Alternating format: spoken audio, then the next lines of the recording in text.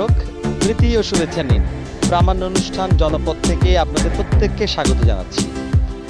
Thames নদীর তীরে London অবস্থিত, সেইন নদীর তীরে প্যারিস, আর বুড়িগঙ্গার তীরে রাজধানী ঢাকা অবস্থিত। এই বুড়িগঙ্গা আজ মৃতপ্রায়। আমাদের নানা অনিয়ম, বর্জ্যে, শিল্প কারখানা বর্জ্য এবং দেশের সোয়ারেজ লাইনের বর্জ্য পড়ে বুড়িগঙ্গা আজ মৃতপ্রায়। এই বুড়িগঙ্গাতে একসময় ইলিশ মাছ ধরত এবং এই বুড়িগঙ্গায় পাওয়া যেত প্রচুর মাছ। আজ আমাদের অনিয়মের কারণেই বুড়িগঙ্গা মৃতপ্রায়। আমাদের আজকের বিষয় আমাদের বুড়িগঙ্গা।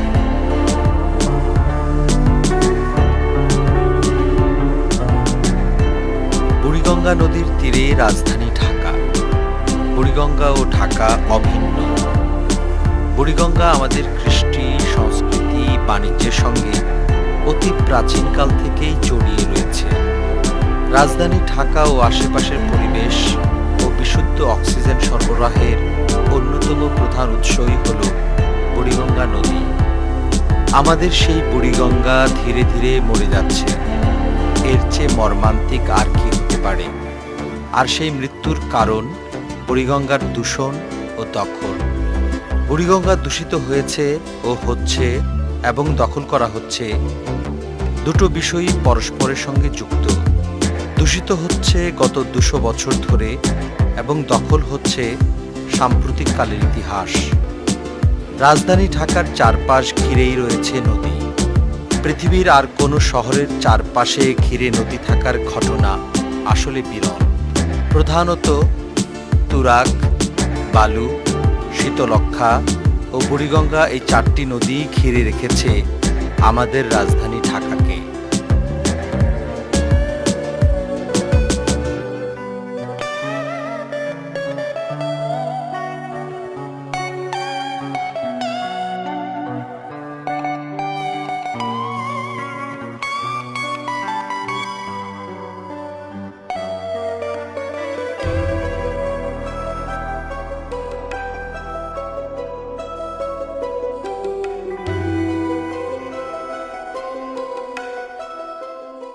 বুড়িগঙ্গা নদীতে এখন যে আমরা স্থাপনাগুলো দেখছি, এগুলোর বেশিরভাগই নিয়মমাফিক নয় এবং আইনসিদ্ধও নয়। এই স্থাপনাগুলো আমাদের ভেঙে ফেলা দরকার। নদীর জমি নদীকে ফিরিয়ে দিতে হবে এবং এটার জন্য সিএস রেকর্ড যেটা আছে সেটা সবচেয়ে নির্ভরযোগ্য দলিল। এরপরে যারা দলিল করেছেন সেই দলিলগুলোর আইনি ভিত্তি দুর্বল অথবা ভুয়া। বুড়িগঙ্গা 5টা নদীর সাথে সম্পৃক্ত, সুতরাং বুড়িগঙ্গার বর্তমানে যে দূষণ, এই দূষণ দূর করতে হলে আমাদের এই 5টা নদী নিয়েই কাজ করতে হবে। মানে তুরাগ নিয়ে কাজ করতে হবে, শীতলক্ষ্যা, ধলেশ্বরী, বালু, এগুলো সবগুলো নিয়ে যদি আমরা একসাথে না করি তাহলে একটার যে দূষণ সেটা আমরা অন্যটাতে ঠেলে সেখানে দিয়ে দেব। সুতরাং একটা নদী নিয়ে কাজ করলে হবে না, আমাদের সবগুলো নিয়ে সমন্বিত কাজ করতে হবে। অন্য যে জিনিসটি সেটা হলো নদীর তীরে অনেক শিল্পও করে উঠেছে এবং সবগুলো নিবন্ধিতও নয়, এগুলোর কোনো এফ্লুয়েন্ট ট্রিটমেন্ট প্লান্ট নাই। সুতরাং এই শিল্পগুলোর বর্জ্য নদীতে পড়ে। তো এই শিল্পগুলোকে হয় তাদের এফ্লুয়েন্ট ট্রিটমেন্টের ব্যবস্থা করতে হবে, যেরকম ট্যানারিজগুলো সরাবার কথা হচ্ছে, যদি তারা এফ্লুয়েন্ট ট্রিটমেন্ট না করে তাহলে এগুলোকে সরিয়ে দেওয়ার ব্যবস্থা। আমাদের এখানে যে বর্জ্যগুলো বুড়িগঙ্গায় পড়ে এটা নানা উৎস থেকে আসে। আমাদের সিটি কর্পোরেশন এখানে বর্জ্য ফেলে, ওয়াসার সুয়েজের বর্জ্য আসে, শিল্প বর্জ্য আসে, আমাদের হাসপাতালের বর্জ্য আসে, গৃহস্থালির বর্জ্য আসে। সুতরাং নানান বর্জ্য এসে এই নদীকে দূষিত করছে। 150 বছর আগে থেকেই বুড়িগঙ্গার প্রবাহ ক্ষতিগ্রস্ত হচ্ছে। 1866 সালের এক পত্রিকা রিপোর্টে দেখা যায় বুড়িগঙ্গার মুখে চর পড়ছে এবং তখনই আশঙ্কা প্রকাশ করে লেখা হয়েছে, বুড়িগঙ্গার গভীরতা ও প্রবাহ প্রবর্ধনে সদুপায় বিধান করিয়া সেই অসুবিধা নিবারণ করা। ওই বছরই ঢাকার সিভিল সার্জন ডাক্তার বিটসন বুড়িগঙ্গার কারণ অনুসন্ধান করেছিলেন। পত্রিকা সেই রিপোর্ট অবলম্বন করে লিখেছিল, দু কারণে দূষিত হচ্ছিল বুড়িগঙ্গা। এক, ইহার মুখ বন্ধ প্রায় হইয়া যাওয়াতে স্রোত দ্বারা অতি অল্প পরিমাণ জল প্রবাহিত হয়। দ্বিতীয় কারণ, সময়ে সময়ে নদীর স্রোত গলিত আবর্জনাদি ভাসিয়া আসিয়া তীর সংলগ্ন হয় এবং তন্নিবন্দন লোকপ্রিয়া জমিয়া থাকে। বুড়িগঙ্গা নদীতে নৌকা চালায় দীর্ঘদিন যাবৎ এমন একজন মাঝির সঙ্গে দেখা হয়েছিল, কথা বলছিলাম তার সঙ্গে। আচ্ছা চাচা, কতদিন ধরে নৌকা চালান? এই 25-26 বছর। এই নৌকা চালায় সংসার চালান? হ্যাঁ, তো এই বুড়িগঙ্গা নদীর অবস্থা কেমন এখন? এখন আগের থেকে বহুত খারাপ হয়ে গেছে আর কি। কেন, পানিতে কি গন্ধ? পানিতে গন্ধ, তারপরে মনে করেন যে পারো এখান যে লোক পার হইতে, এখন তো এই লোক আমাদের পার হয় না। আচ্ছা, এই যে পানিতে যে গন্ধ হয়, এই পানিতে গোসল করেন আপনারা? কেউ কেউ করে, আমি করি না। আচ্ছা, আগে তো এই পানি খাইতেন নাকি? আগে তো খাইতাম। এই নদীতে মাছ ধরেন না কোনোদিন? আমি ধরি নাই, আর অন্য মানুষে ধরছে। তা এখন তো মাছ পাওয়া যায় না।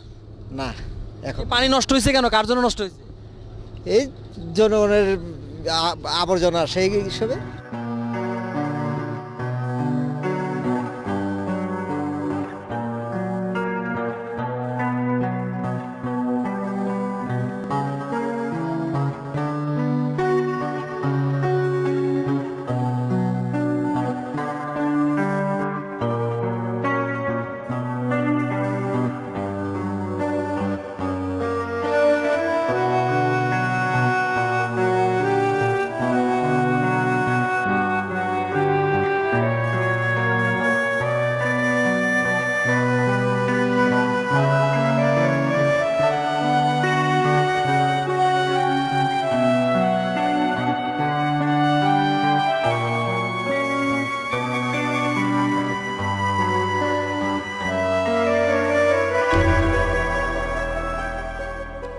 বুড়িগঙ্গা নদীতে নৌকা চালিয়ে সংসার চালান আব্দুস সতুর মিয়া।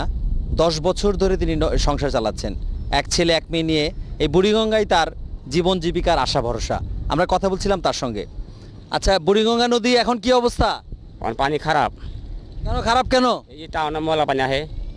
তো আপনার আগে তো 10 বছর আগে যে নদী দেখছিলেন, সেই নদী কি এখন ওরকম আছে? ना হ্যাঁ? नहीं। তা এখন আগে আপনি কি এই নদীটা ভালো হোক কামনা করেন? ভালো चाहिए। ভালো চান? তো আপনি এই নৌকা চালাই সংসার চালাতে চান? नौका चलते संख्या चलते चाहिए। এই বুড়িগঙ্গা না থাকলে তো আপনি সংসার চালাতে পারতেন না? ना। হ্যাঁ? हम्म।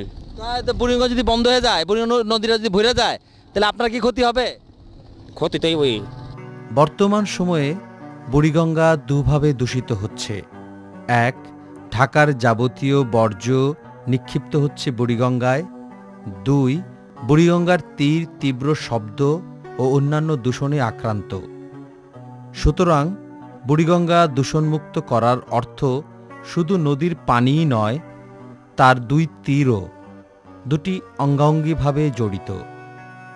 আমরা কথা বলছি যে বুড়িগঙ্গা সংস্কারের ক্ষেত্রে যারা অগ্রণী ভূমিকা পালন করেছে BIWTA, তার নির্বাহী প্রকৌশলী জনাব রফিকুল ইসলাম রোকনের সঙ্গে। আচ্ছা, আপনারা তো বুড়িগঙ্গার এই যে অবৈধ স্থাপনা উচ্ছেদ করেছেন, তো এটা কিভাবে করলেন এবং এখন কতটা বাকি আছে উচ্ছেদ করার? আমরা ইনফ্যাক্ট 2001 সাল থেকেই বুড়িগঙ্গার দুই পারে প্রায় 4000-এর মতো স্থাপনা উচ্ছেদ করেছি।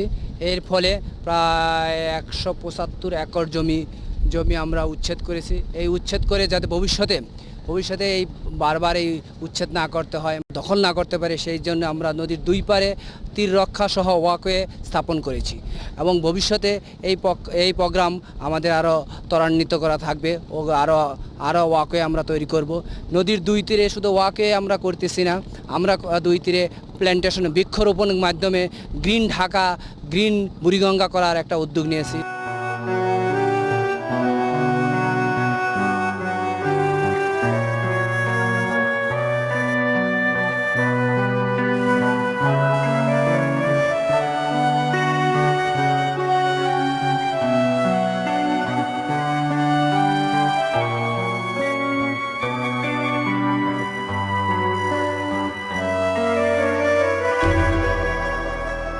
আমরা কথা বলছি BIWTA টার্মিনালের ঊর্ধ্বতন উপপরিচালক জনাব শফিকুল হকের সঙ্গে।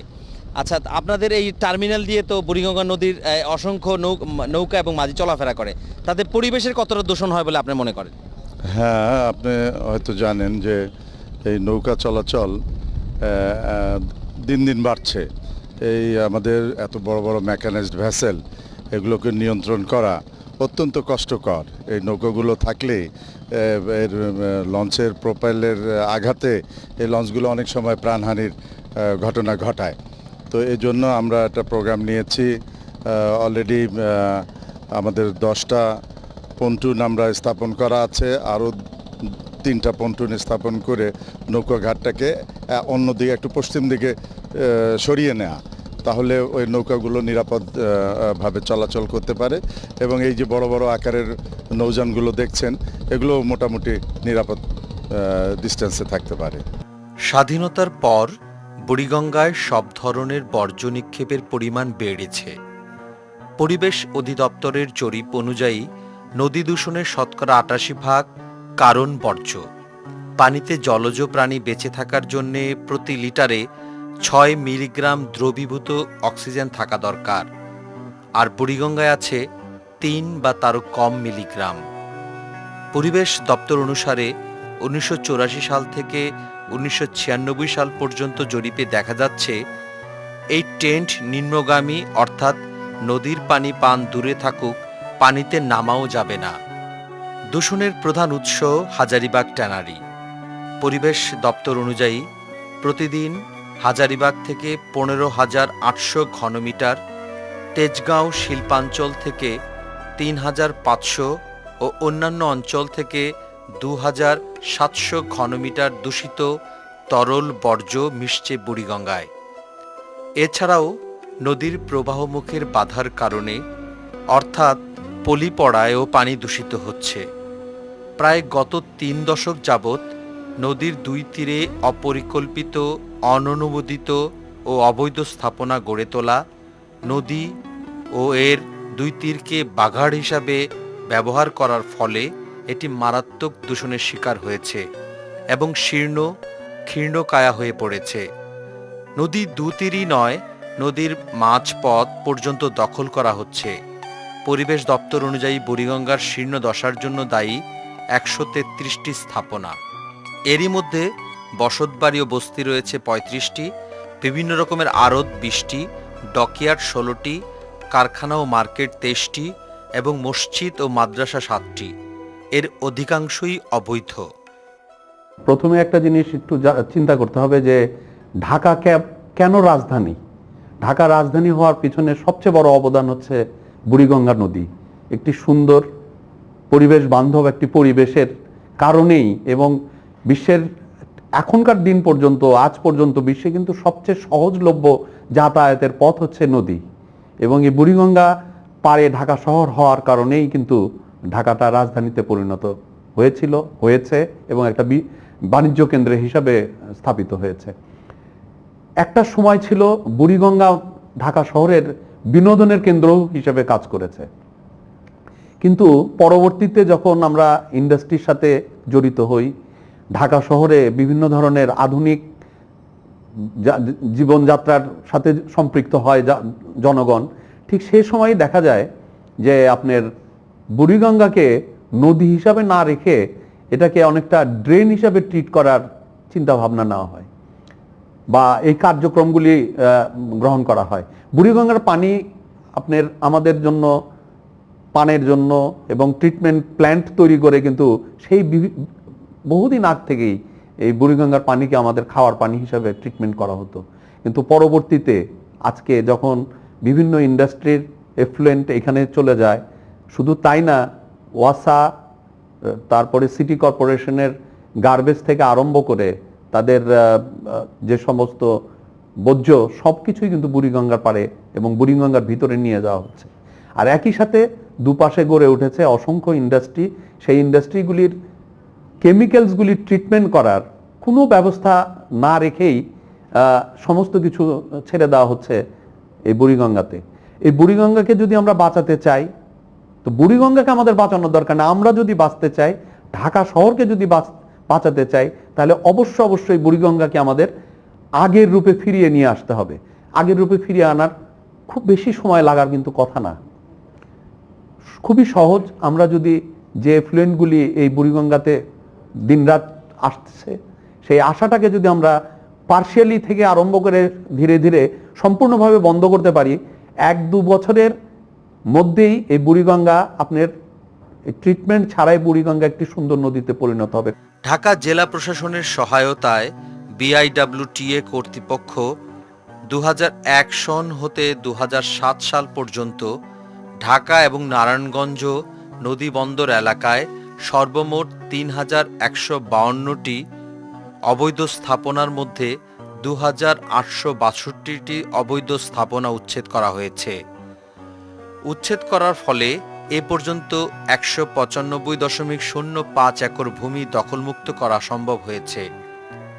দখলমুক্ত ভূমি যাতে পূর্ণ অবৈধ দখলে চলে যেতে না পারে সেই লক্ষ্যে সীমানা প্রাচীর, ব্যাংক প্রোটেকশন, ওয়াকওয়ে, বৃক্ষরোপণ ইত্যাদি কার্যক্রম হাতে নেওয়া হয়েছে। বুড়িগঙ্গা নদী আমাদের রাজধানী ঢাকার প্রাণপ্রবাহ। নানা অনিয়ম ও বর্জ্যের কারণে আজ বুড়িগঙ্গা নদী মৃতপ্রায়। আমরা এ পর্যায়ে কথা বলছি বাংলাদেশ আভ্যন্তরীণ নৌ পরিবহন কর্তৃপক্ষের চেয়ারম্যান জনাব মোহাম্মদ আব্দুল মান্নান হাওলাদারের সঙ্গে। আচ্ছা, আমরা আপনার কাছে জানতে চাই যে বুড়িগঙ্গা নদীর চারিদিকে যে ভাঙচুর করছেন, মানে অবৈধ দখলদার উচ্ছেদ করছেন, সেটা আপনারা কিভাবে করছেন এবং কি পরিমাণ ওই জায়গা থেকে দখলদার উচ্ছেদ করেছেন? বুড়িগঙ্গা নদী মূলত ঢাকা শহরের প্রাণ, কিন্তু আমি বলতে পারি যে ঢাকাবাসী এই বুড়িগঙ্গা নদীকে অনেক দিক থেকে অত্যাচার করেছে, এবং শুধু অত্যাচারই করে নেই, এটাকে মৃত্যুপ্রায় করার পর্যায়ে নিয়ে এসেছে। যে বুড়িগঙ্গা ঢাকাকে বাঁচিয়ে রেখেছে, আমাদের সবাই সবচেয়ে আগে উচিত সেই বুড়িগঙ্গাকে বাঁচিয়ে রাখা, বাঁচিয়ে তোলা। বুড়িগঙ্গার উপর যে সব অত্যাচার হয়েছে তার মধ্যে প্রধান যেটা হয়েছে সেটা হচ্ছে বুড়িগঙ্গার উভয় তীরে অবৈধ স্থাপনা গড়ে উঠেছে, এবং এই অবৈধ স্থাপনার মাধ্যমে বুড়িগঙ্গাকে অবৈধভাবে দখল করা হয়েছে। এই অবৈধ দখল উচ্ছেদের জন্য এবং অবৈধ স্থাপনা ভাঙচুরের জন্য বিআইডব্লিউটিএকে প্রতি বছর প্রতিনিয়ত কার্যক্রম চালিয়ে যেতে হয়। এক্ষেত্রে জেলা প্রশাসনের সহায়তা নিতে হয়। আমরা এ পর্যন্ত প্রায় 2500 অবৈধ স্থাপনা উচ্ছেদ করেছি, এবং এর মাধ্যমে কমপক্ষে 175 একর জমি দখলমুক্ত করা হয়েছে। শুধু আমরা দখলমুক্ত করিনি, এটা যাতে ভবিষ্যতে আবার অবৈধ দখলদারীদের দখলে চলে যেতে না পারে সেজন্য বিভিন্ন পদক্ষেপ নেওয়া হয়েছে। তার মধ্যে হয়েছে ওয়াকওয়ে নির্মাণ, বৃক্ষরোপণ, তারপরে বেড়া দেওয়া। দূষণমুক্ত করার জন্য বুড়িগঙ্গার চতুর্দিকে আমরা যেটা জানেন যে প্রকল্পের কথা একটু আগে বললাম, এটা ছাড়াও ঢাকার চতুর্দিকে বৃত্তাকার নৌপথ চালু করার একটা প্রকল্প হাতে নেওয়া হয়েছে। এটা প্রথম পর্যায়ে ছিল ঢাকা সদরঘাট থেকে আশুলিয়া পর্যন্ত 30 কিলোমিটার পথ নাব্যতা বৃদ্ধি করা। সেই কাজটা 2005 সনে শেষ হয়েছে। এরপরে দ্বিতীয় পর্যায়ের কাজ শুরু হয়েছে, এবং সেটা 2010 সন পর্যন্ত চলবে। এই প্রকল্পে আশুলিয়া থেকে ঢাকার কাশপুর পর্যন্ত 40 কিলোমিটার পথ এবং 3টি খাল খননের কর্মসূচি রয়েছে। পরিবেশ অধিদপ্তর সম্প্রতি বুড়িগঙ্গা বাঁচাও কর্মসূচি গ্রহণ করেছে। এই কর্মসূচির প্রতি দেশের সচেতন সমাজ একাত্মতা জানিয়েছেন। পরিবেশবিদরাও এ ব্যাপারে এগিয়ে এসছে। আমরা আমাদের বুড়িগঙ্গা ফেরত চাই। আমরা যে লঞ্চগুলো দেখি, এই লঞ্চগুলোর থেকেও বর্জ্য নদীতে পড়ে, এবং এটার যে আনবার্ন ফুয়েল এটা নদীকে দূষিত করছে। সুতরাং আমাদের লঞ্চগুলোতে এই বর্জ্য ফেলার একটা ব্যবস্থা রাখতে হবে। অন্যদিকে এর যে অপোড়া তেল, সেই তেলটি ধরারও একটা ব্যবস্থা রাখতে হবে।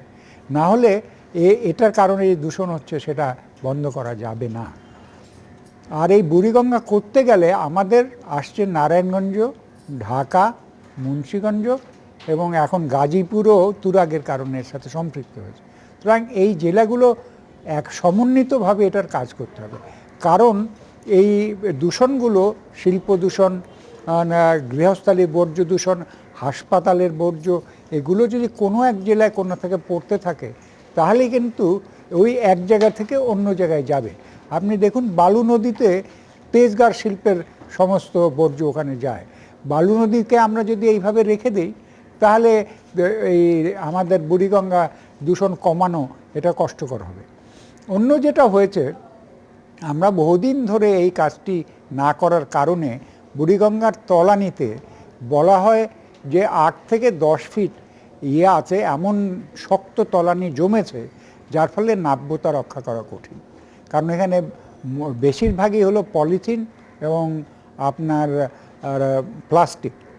সুতরাং এই তুলে আনাটা কষ্টকর হচ্ছে। যে ড্রেজার আমাদের আছে তার যে ব্লেড, এটা দিয়ে এটা কাটা যায় না। সুতরাং এই জিনিসগুলো আমাদের সরাবার জন্য একটা এক্সক্যাভেটর জাতীয় জিনিস আমাদের প্রয়োজন হবে, যাতে এগুলো তুলে আনা যায়। এবং শুধু এক জায়গায় তুললে তো হবে না, এটা আমাদেরকে নিয়ে যেতে হবে সমস্ত নদীর দীর্ঘ যে আছে সেটা। আর একটা কথা বলা দরকার, সেটা হলো যে এর পাশে অনেকগুলো আমরা ডকইয়ার্ড, শিপইয়ার্ড এগুলো করতে দিয়েছি যেগুলো লাইসেন্স নয়। এই ডকইয়ার্ড, শিপইয়ার্ডের জন্য একটা অঞ্চল ঠিক করে এটাকে দূরে সরিয়ে দেওয়া দরকার, কারণ এর থেকেও বর্জ্য এসে আমাদের এই নদীকে নষ্ট করছে। আমরা জানি যে নারায়ণগঞ্জে যে ডকইয়ার্ডটা ছিল, সেই ডকইয়ার্ডটাই কিন্তু একমাত্র লাইসেন্স এবং প্রপারলি তৈরি। অন্যগুলো কিন্তু তৈরিও ঠিক মতো নয়, তার ফলে দূষণ এবং বর্জ্য অনেক বেশি আসে। সুতরাং আমাদের সেই ব্যাপারেও আমাদের সঠিক সিদ্ধান্ত নেওয়া দরকার।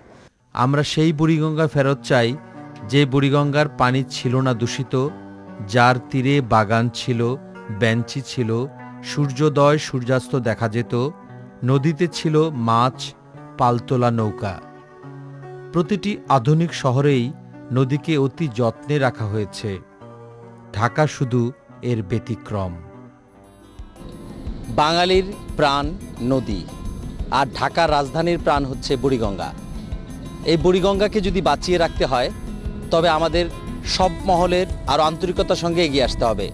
বুড়িগঙ্গাকে দূষণমুক্ত করার ক্ষেত্রে আপনার, আমার, সরকার এবং সংশ্লিষ্ট সকল কর্তৃপক্ষের একান্তই প্রচেষ্টা থাকা উচিত। আজ এ পর্যন্তই। আগামী অনুষ্ঠান দেখার প্রত্যাশায় প্রত্যেককেই শুভেচ্ছা।